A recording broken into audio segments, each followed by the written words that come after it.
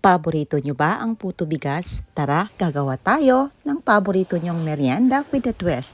Ang Obi Sweet Corn Puto Bigas. Napakasarap nito at napaka-fluffy. Tara, simulan na natin.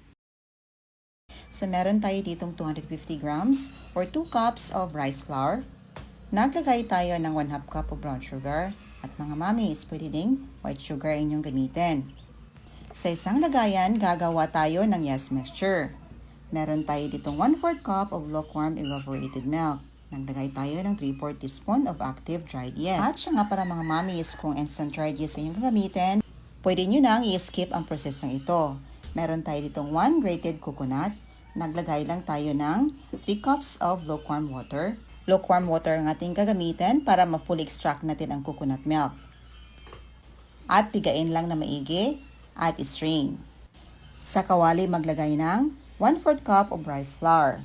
Naglagay tayo ng 1 cup of coconut milk. Mix to fully combine.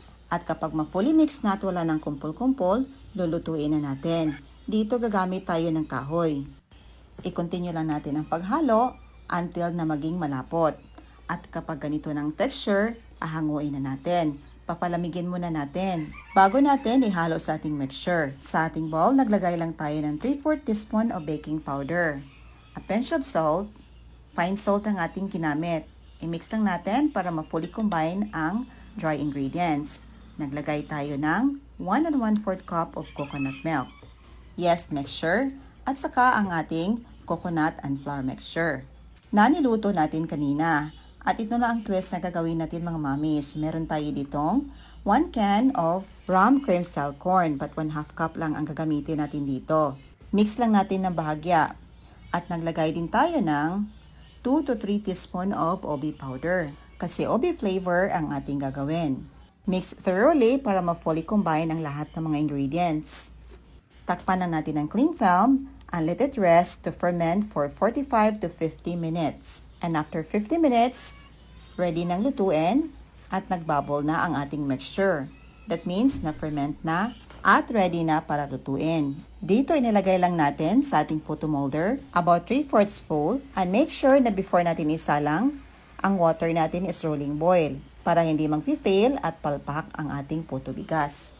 At ayan mga mamis, ito. Kung gusto nyong maging magandang buka ng iyong puto bigas, maglagay kayo ng cheese on top and dapat ang apoy nasa medium to high. Same lang yan sa kahoy or kung gas ang inyong gamitin. In-steam lang natin for 7 minutes. Dapat 7 minutes lang mga mamis para hindi maging tikoy ang inyong puto bigas. And after 7 minutes, naglagay lang ako ng cheese on top at nag-add ako ng additional 1 minute of cooking time para ma-melt yung ating cheese. At ito na ang ating napakasarap at bagong kakanin, bagong flavor na Obi Sweet Corn Puto Bigas. Ayan, napaka-soft mga mamis at napakasarap. At nag-add tayo ng cheese, napakalinamnam. Ang sarap pala kapag nilagyan natin ng sweet corn ang ating puto bigas mga mamis. Napakasarap nitong ipare sa kape at sa kasatsa. Ayan lang po, and hoping yung subukan ng ating bagong recipe. Thank you so much for watching. See you in my next vlog. God bless you all and stay safe. Bye and enjoy!